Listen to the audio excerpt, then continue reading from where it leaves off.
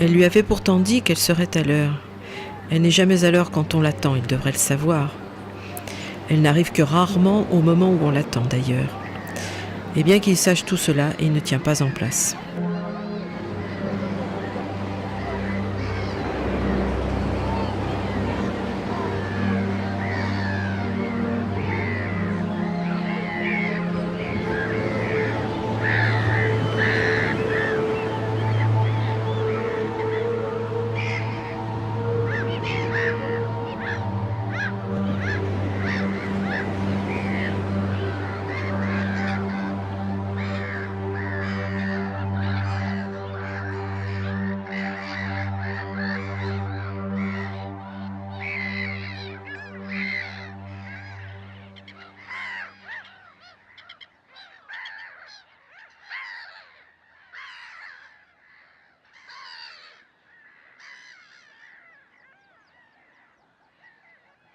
Avant qu'elle soit là, la lumière est toujours différente.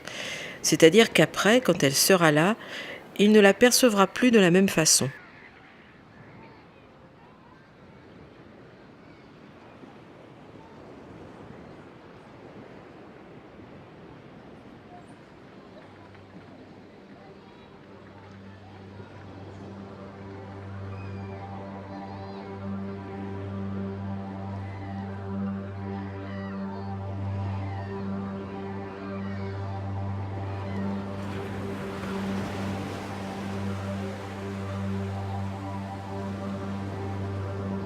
Tout à l'heure, il n'aura plus Dieu que pour elle.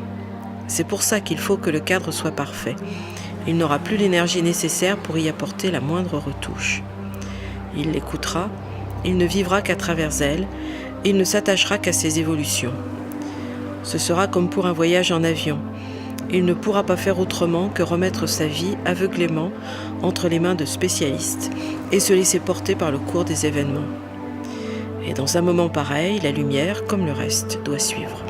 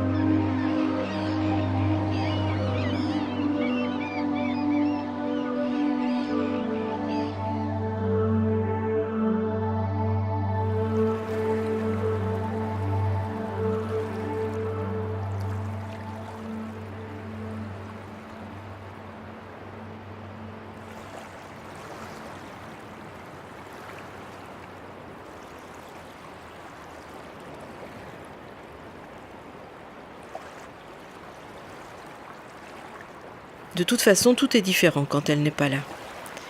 L'après-midi, sous un soleil trop dur, rien n'a de sens. Il y a comme un sommeil des choses. Elles ne vivent plus que grâce à leur texture, aux échanges de couleurs, aux reflets des unes sur les autres ou à travers les autres.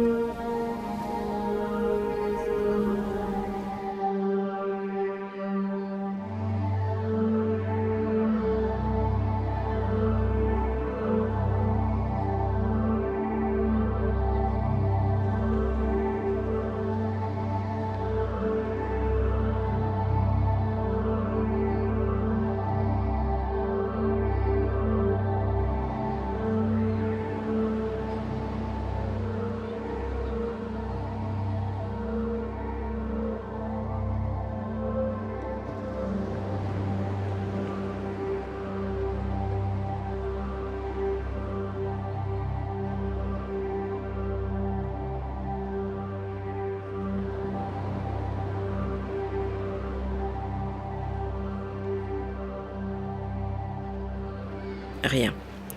Le sens tourne en rond éternellement, telle une bobine de film en fin de projection, quand personne n'arrête l'appareil, parce que tout le monde rêve encore aux images momentanément mortes.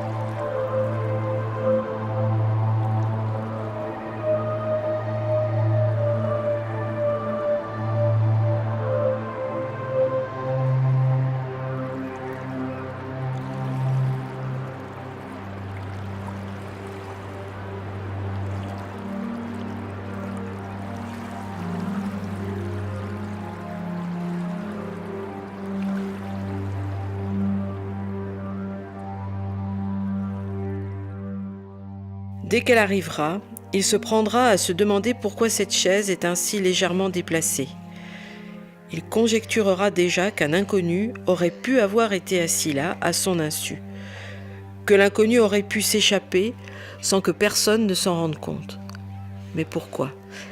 Quels auraient pu être les rapports entre elle et cet improbable individu ?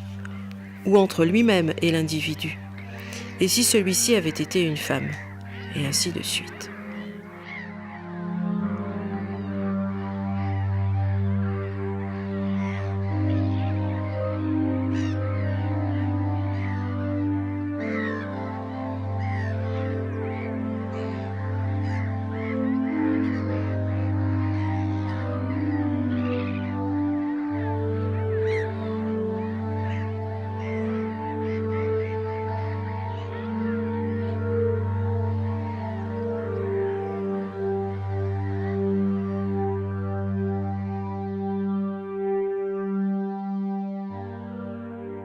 Le reflet de la mer dans le miroir l'inquiète. Il prend conscience de la situation de son appartement, en équilibre instable sur la frontière entre ce lieu de plaisir qu'est la plage et ce lieu de travail qu'est le port. Et tout ce qu'elle dira, car elle parlera beaucoup, prendra une double signification selon qu'il l'écoutera en regardant vers le port ou vers la plage. C'est pourquoi il doit réfléchir dès maintenant à bien choisir sa place.